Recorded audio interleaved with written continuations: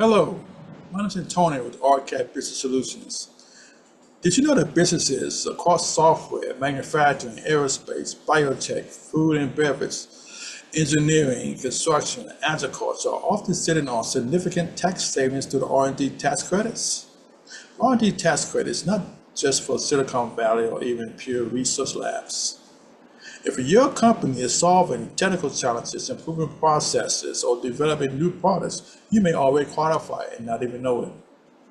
And this opportunity is not just for this year. The federal R&D tax credit typically allows for what's called a 3-year lookback. That means you can often amend open returns and claims credits from prior years that you have missed.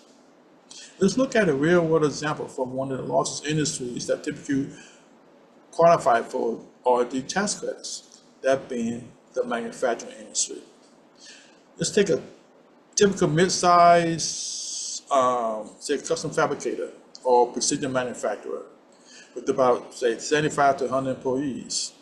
In 1 year, they had roughly $2.3 million in qualified research expenses, wages for engineers, technicians, prototype materials, or some contract research.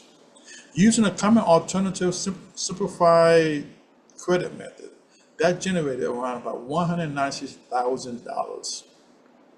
Even after the service fee, that netted them around $170,000.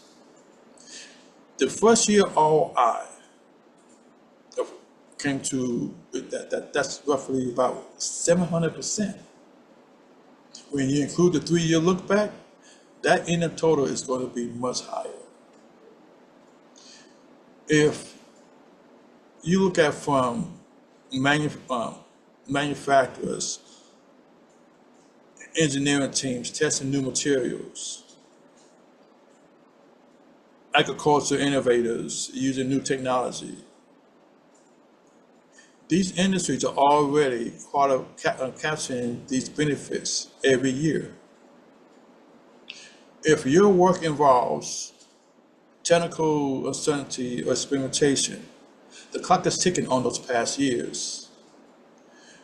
Typical CPAs generally miss these benefits. This is just not what they look for.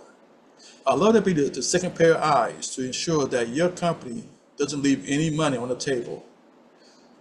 I'm offering free, no-cost analysis to see if you qualify, how much you qualify. Simply click on the link below.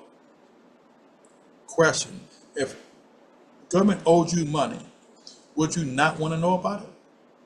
I would.